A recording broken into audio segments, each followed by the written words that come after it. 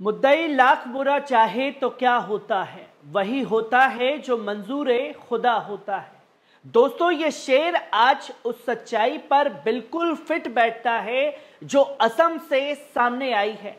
जहां नफरत की हार हुई है और इंसाफ की जीत हुई है।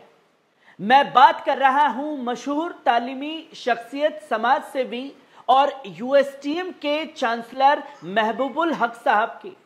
जिनको असम की मुख्यमंत्री हेमंत बिस्वा शर्मा ने अपनी नफरती राजनीति का शिकार बनाया। कभी फ्लड जिहाद का झूठा इल्जाम लगाया गया, तो कभी सीबीएसई में मार्क्स घोटाले का ड्रामा रचा गया। एसआईटी ने गिरफ्तार किया, मीडिया ट्रायल चलाया गया, लेकिन जब बात अदालत में पहुंची तो सरकार के पास एक भी ठोस सबूत नहीं था और नतीजा यह हुआ कि 36 दिन की गिरफ्तारी के बाद गुवाहाटी हाईकोर्ट ने यह माना कि हक साहब ने जमानत के लिए मजबूत आधार पेश किए हैं और इंसाफ ने आवाज दी। और फिर जब वो जेल से बाहर आए तो यूएसटीएम के छात्रों ने तालियों से उनका इस्तकबाल किया। न कोई हिंदू था, न मुसलमान, सब उनके लिए खड़े थे, क्योंकि वो सिर्फ एक इंसान नहीं, एक उम्मीद है, एक तालीमी मिशन है जो जुल्म के आगे झुके नहीं। और दूसरी तरफ एक मुख्यमंत्री जिसने अपनी कुर्सी बचाने के लिए एक मासूम पर इल्जामों का पहाड़ खड़ा कर दिया। आज सियासत हार गई है और हक जीत गया है। और जिस तरीके से यूएसटीएम यूनिवर्सिटी के ऑडिटोरियम से छात्रों के वीडियो सामने आए हैं, पहले इस वीडियो पर नजर डालिए।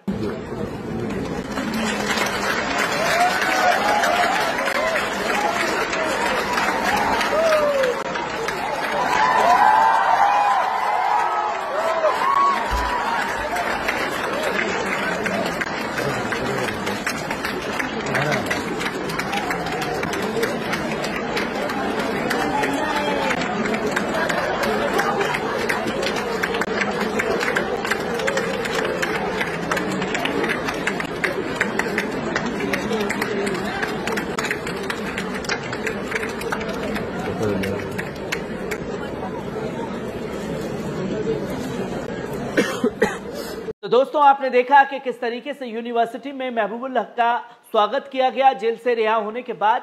जहां आपको बता दें कि यूएसटीएम के चांसलर और मशहूर तालीमी शख्सियत महबूबुल हक को अंतरिम जमानत दे दी गई है। यह जमानत धेकिया जुली केस से जुड़ी है, जिसमें असम की बीजेपी सरकार की तरफ से उन्हें टारगेट किया गया था, जिसमें खुद मुख्यमंत्री हेमंत बिस्वा शर्मा ने हक पर कई संगीन इल्जाम लगाए हुए थे। उन्होंने कहा था कि फ्लड जिहाद और छात्रों को ज्यादा नंबर दिलाने के बदले फायदे लेने जैसे दावे शामिल थे। जब अदालत ने माना कि हक ने जमानत के लिए मजबूत आधार पेश किए हैं, लेकिन केस डायरी की समीक्षा के बाद ही अंतिम फैसला लिया जाएगा, पर उससे पहले जस्टिस मिताली ठाकुरिया की बेंच ने हक को कुछ शर्तों के साथ जमानत दे दी, जैसे कि वो जांच में पूरा सहयोग करेंगे, जब भी जरूरत होगी जांच अधिकारी के सामने पेश होंगे और किसी भी गवाह या संबंधित व्यक्ति को प्रभावित नहीं करेंगे। जमानत की राशि 50,000 रुपए तय की गई और एक बराबर की संपत्ति जमानती के रूप में देनी होगी। हालांकि यह जमानत अस्थायी है और अगली सुनवाई 9 अप्रैल 2025 को होगी, जहां महबूबुल हक को फरवरी में गुवाहाटी स्थित उनके घर से असम पुलिस ने गिरफ्तार किया था। उन पर बीएनएस की धाराएं 318(4), 316(5), 336(3) और पब्लिक एग्जामिनेशंस अनफेयर मीन्स रोकथाम एक्ट 2024 की धारा 11(1) के तहत केस दर्ज किया था। पुलिस का दावा था कि गिरफ्तारी सीबीएसई क्लास 12 फिजिक्स एग्जाम के दौरान पैदा हुई लॉ एंड ऑर्डर की स्थिति को लेकर की गई है, जिसमें सीएम शर्मा ने जिस तरह फ्लड जिहाद और रिजल्ट हेराफेरी का मुद्दा उठाया था, उसे लेकर असम सरकार की मंशा पर सवाल उठाए जा रहे हैं। कई सामाजिक और कानूनी हलकों ने इसे राजनीतिक से प्रेरित बताया है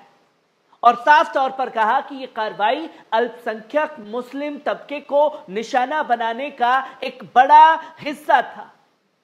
यह मामला अब न सिर्फ कानूनी बहस का मुद्दा बन चुका है, बल्कि पूरे मुल्क में एक सियासी और सामाजिक बहस को भी जन्म दे चुका है कि आखिरकार क्यों एक एक कर उन मुस्लिम नामों को टारगेट किया जा रहा है जो तालीम को आगे बढ़ाने का काम कर रहे हैं, जिसकी तस्वीर लोगों के सामने है। और बीते महीने मैं भी फरवरी के महीने में उस यूनिवर्सिटी का दौरा करके आया जब महबूबुल हक साहब को गिरफ्तार किया गया। यूनिवर्सिटी में छात्रों से हमने बात की, वहां के टीचरों से बात की, महबूबुल हक साहब के मिजाज को जाना कि किस तरीके के शख्स हैं, तो सबने एक ही सुर में कहा। और वहां के कुछ पत्रकारों से जब बात की तो सबने एक ही बात बताई कि ये सिर्फ और सिर्फ अपनी फ्रस्ट्रेशंस हेमंत बिस्वा शर्मा निकाल रहे हैं महबूबुल हक से,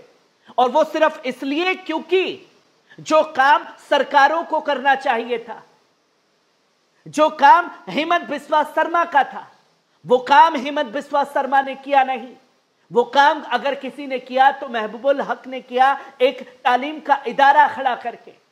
और ऐसा तालीम का इदारा खड़ा किया कि जहां से बच्चे डॉक्टर इंजीनियर बनकर निकल रहे हैं, विदेशों में जाकर के नौकरियां कर रहे हैं और देश का नाम फख्र से रोशन कर रहे हैं। बस यही चीज जो है आंखों में खटक गई हेमंत बिस्वा शर्मा के कि एक मुस्लिम के जरिए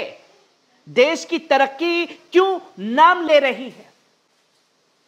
और इसलिए अपने मुस्लिम नफरती एजेंडे में भारतीय जनता पार्टी का पोस्टर बॉय बनने के चक्कर में इस तरीके की हरकत को उनके जरिए अंजाम दिया गया।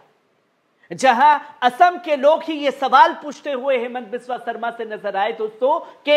एक तरफ ये हेमंत बिस्वा शर्मा है जो कहते हैं कि हम मस्जिद मदरसों पर कार्रवाई इसलिए कर रहे हैं कि वहां से दहशतगर्द आतंकी निकल रहे हैं, हमारे देश को दहशतगर्द आतंकियों की जरूरत नहीं है, हमारे देश को जरूरत है डॉक्टर और इंजीनियरों की। और जब एक तालीम के इदारे से सोचिए कि डॉक्टर इंजीनियर निकल रहे हैं तो क्यों आंखों में खटक रहे हैं, और आंखों में सिर्फ यूएसटीएम यूनिवर्सिटी के चांसलर महबूबुल हक नहीं, बल्कि यूनिवर्सिटी का वो गुंबद जो आकर्षण का केंद्र बना हुआ है, वो सबसे ज्यादा हेमंत बिस्वा शर्मा की आंखों में चुभा, जहां उन्होंने साफ तौर पर कहा ये यूनिवर्सिटी कम मक्का मॉडल नजर आती, जिसकी तस्वीरों को मैंने बीते महीने में आप लोगों के सामने रखा और लगातार इस केस पर मेरी नजर बनी हुई थी और किस तरीके से आज अदालत में ये तमाम चीजें सामने आई उसे आपके सामने रखा है। और वाकई ये एक नफरत की हार है और इंसाफ की बड़ी जीत है, जहां लोगों को अपने संविधान पर, अपनी अदालत पर भरोसा है। आज नहीं तो कल उन्हें इंसाफ जरूर मिलेगा।